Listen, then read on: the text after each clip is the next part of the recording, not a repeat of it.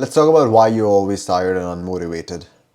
And no matter how many Red Bulls you pop, no matter how many cups of coffee you drink, you might get temporary relief, you might get a burst of energy, but eventually you're going to feel that crash and you're going to go back to your default state of being tired and unmotivated. Unless you fix these core issues, and in this presentation, we are going to go through that. You're tired and unmotivated probably due to two reasons. There's a 99.999% chance that you're tired and unmotivated just because of these two major factors. So one is the physiological reasons and the other are the psychological reasons. Physiological reasons are things that actually impact your body. So it has something to do with your body, your physiology, whereas psychological reasons refer to something related to the mind. It could be your worldviews, your mindset. We're going to go through multiple factors for each of these two reasons. So let's check out the physiological reasons first. Your diet is everything. The shittier the diet, the longer you sleep and the more lethargic you feel. Like, just a couple of years ago when I used to eat processed food, McDonald's, fast food, seed oils, all these garbage things, I used to feel absolutely horrendous. And I used to sleep for around 9 to 10 hours a day and still not feel motivated or energetic. The very first thing I did was remove all sort of processed food from my diet. Anything that came in a packet or was sold at a restaurant, I basically quit that. And that itself gave me like an energy boost of 40%. And truth be told, you most likely suffer from this as well. You most likely are having garbage food sold in packets, unnatural stuff, things that does not grow from the earth or isn't present on the earth. It's rather created by some scientists in a lab coat who have made it as addictive as possible, and your body does not know how to digest it or how to consume it fully. And that is why you feel tired and unmotivated, because of how taxing it is on your body. Additionally, what I've realized while experimenting with diets is that when you consume too many carbs, you are more likely to get that brain fog and feel tired, and feel like you don't have enough mental cognitive ability to do things. Like, even with a clean diet, this is possible. So the first thing I did was remove processed food. The next thing I did was actually monitor the carbs that I was intaking. I especially avoided carbs while I was working, and perhaps when I was done with all my cognitive work for the day. Then I introduced around 50 to 100 grams of carbs and nothing more, because I realized too many carbs actually make you feel slow and fatigue, actually make you feel slow and give you brain fog. Now, there's something that is so annoying that I hear every time, especially from the older generation. It is that consume things in moderation.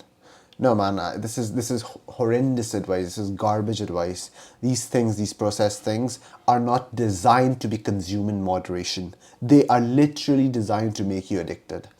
So even eating them twice a week or once a week is a bad idea, because you're very likely to eat them more often. And it's going to be a constant tug of war between your willpower and your desire to consume these things. So moderation is bullshit. You need to go cold turkey and quit all sort of processed food. And here's a fun fact. 90% of people who start any form of diet eventually relapse and get back to their original body weight. So you cannot just simply stop eating these processed foods after consuming them for 5 to 10 years every single day and making your brain addicted to it.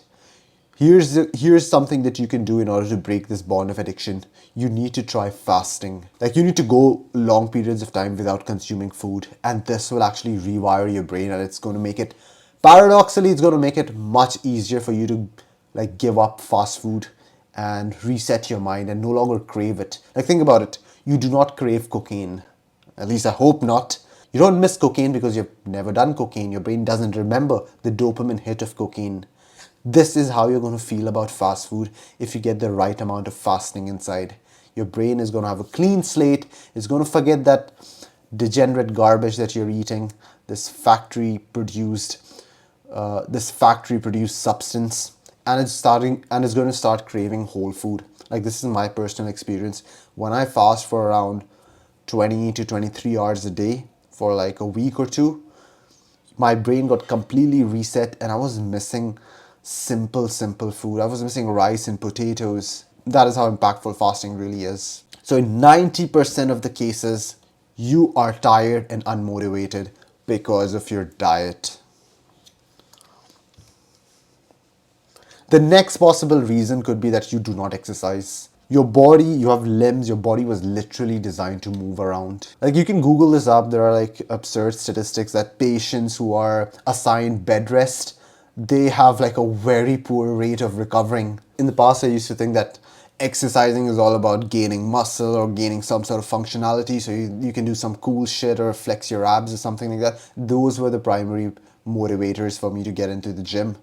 However, now I realize that the benefits of exercise go far deeper than that. The cognitive benefits, the mental health benefits. Like, whenever you do a particularly hard session, you're sweating, your heart rate is up, and a cocktail of neurochemicals are released in your brain, and your brain just soaks in them, and it does wonders for your mental health. Improved memory, you're sharp, your IQ is maintained, and you get a dose of dopamine, and dopamine is this chemical that is heavily associated with motivation. And if you're just sitting around not working out, then guess what? You are going to feel tired and unmotivated. You need to get yourself in the gym. And no one is asking you to do like an hour-long session, man. Start with something like 10 minutes, 20 minutes. Don't even go to the gym. Do it indoors. 20 minutes, do a high-paced workout. Just YouTube high-intensity workout indoors or something like that, and get it. Get those 10 minutes of neurochemicals in your head and start feeling the difference immediately. Let's move on to the next topic. If there's one piece of advice that I could give the younger me, if I had a time machine and I could go back and speak to the younger Jibreel, I would tell him, fix your damn sleep schedule. I cannot tell you how everything in your life is impacted by the quality of sleep that you've been receiving. And I know some people hold this thought that I just sleep 8 hours a day. It doesn't matter when exactly I sleep. So no, that's bad. That's absolutely horrible. Like the sleep expert Matthew Walker, he literally says that when you wake up and go to bed at random times each day, so for example, today you went to bed at 8 p.m., the next day you went at 12 p.m., then you actually feel like you're jet lagged. Your brain just secretes hormones at irregular times, and it's not really good for you. You feel weird, unmotivated, tired, and not as cognitively sharp. Sleeping for 8 hours is just not enough. You need to sleep at the same time. You need to have a damn sleep schedule, and then you need to follow it religiously. You know, back in university, I used to hear a couple of these people talk about how they've been functioning on 4 hours of sleep and this, and how they just slept 2 hours before an exam, etc., etc. It was almost like a badge of honor. Hey, bro, look, I'm how sleep deprived I am and how well I'm performing. Guess what? None of them literally amounted to anything. They have damaged health, constantly visiting the doctors, unmotivated, fat.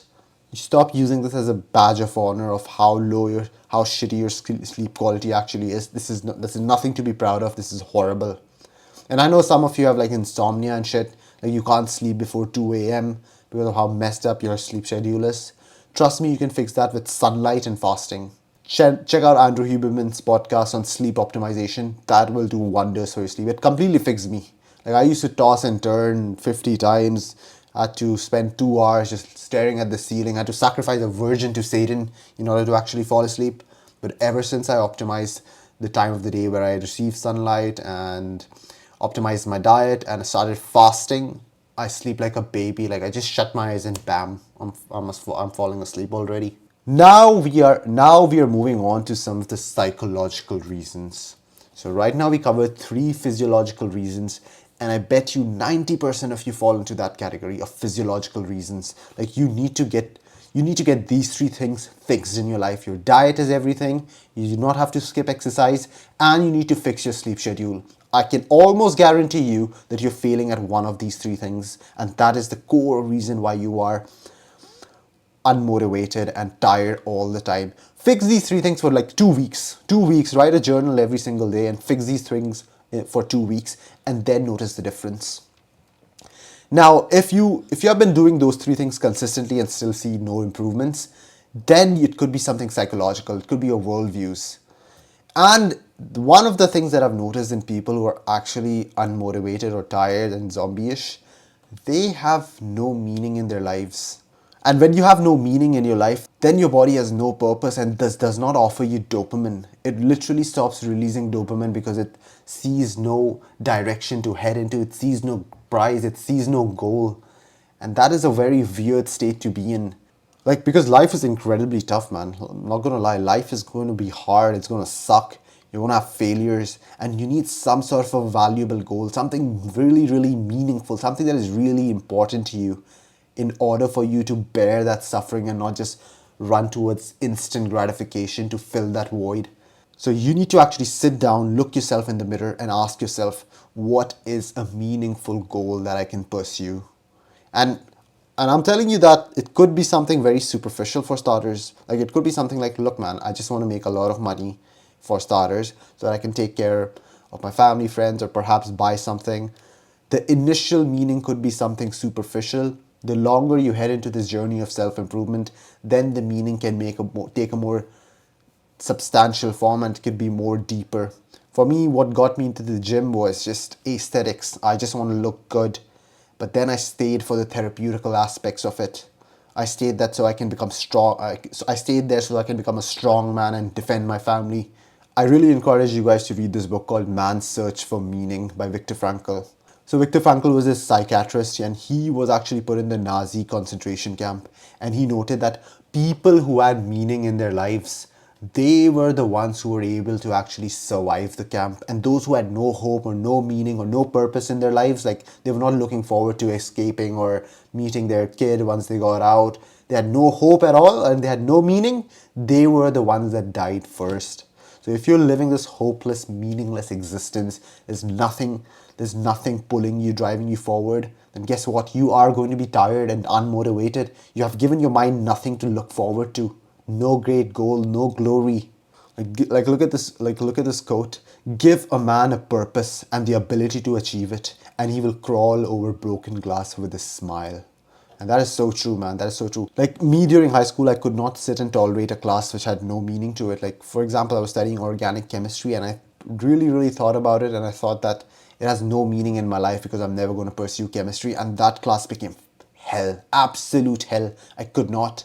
But if there was a class that I thought that had meaning to it, I could sit through it with a smile and I would actually enjoy it.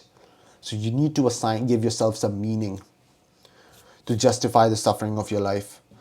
And this is particularly hard if you're an atheist. Like, I'm not gonna lie, man. If you're an atheist, uh, you don't believe in God. You believe in some randomness that we all are here because of Big Bang. It's just all random, and we're gonna die and disappear into thin air, and your existence is not gonna matter. This is eventually going to lead to nihilism, and nihilism is pretty much thinking that life is meaningless. And it's hard not to drift towards nihilism if you're an atheist, bro. So you have to contend with that. I don't know the solution to that, but I suppose figure it out. The next psychological reason could be that you do not have a community around you, a brotherhood, members of family, social interactions. For a long period of time, I thought human beings are either extroverts or introverts. Extroverts like social company, they blossom in there, and introverts are just lone wolves and who don't require social company. I was wrong. Introverts require social company as well. Maybe not as much as extroverts, but you still require a community around you. And believe me, this is coming from the most introverted person that you know. Like back in university days, I used to be super, super isolated, just working on my stuff. And I thought that this is actually me. But later in the years, I found out that there was a big void in my life. And it was because I didn't have a community around me. I didn't have this brotherhood. And this will actually deplete you in the long run. You will feel down, low. You don't have that community aspect. You don't have those bonds. You don't have people going through the similar path. It's so helpful when you have another brother that is going through a similar path, through a similar journey, and you guys can probably pull each other up, and that is really, really helpful. Of course, don't be friends with like absolute degenerate losers who will actually bring you down and corrupt you and take you towards degeneracy, but try to find people somewhat on the same level, or even if they're a couple of levels below or above, that is fine. But remember that you are a social creature. Your brain was literally designed to take into account the feelings of other individuals. Like, you have something called mirror neurons in your prefrontal cortex that actually take into account the feelings of other people. So you need to form social connections. You need to talk. You need to open up. You need to push yourself and have more social interactions if you're an introvert. And delete this lone wolf ideology that, hey, I'm a lone wolf or sigma male or whatever that is called. No, the wolves who leave the pack, they die. Like the members of the community that are kicked out, they're exiled, they actually most likely die because they don't have those community, because they don't have the facilities that the community provides. So be part of the community, integrate yourself in communities that will fuel you. So those were very likely the 5 reasons why you're feeling tired and unmotivated. I could go on hours and hours about each of those reasons, but was just the bird's eye view. Let's just go through all these 5 reasons from start to finish. Diet, what you eat, you are what you eat. Working out, having a good sleep schedule, meaning in life, and having a community. Now, once you have really understood these 5 principles, it's time to put them into practice. So this is how I had put into practice. I had created a Notion page where I was tracking all my habits. So I was tracking my sleep, I was tracking the hours I fasted, I was tracking my social interactions, visiting the mosque, etc., etc. I was tracking how many times I went for Muay Thai sessions in classes, interacted with people, etc. So you need to create something like this and track your progress in these 5 domains, and you will eventually find that around day 14 or 15, if you're successfully doing these 5 things, then you're going to feel a lot more energetic and motivated. For those of you who are new here, my name is Jibreal Khan. I help men become the most productive versions of themselves and get rid of all their addictions to instant gratification. If you would like to have a one-on-one meeting with me, then check out the link in the description.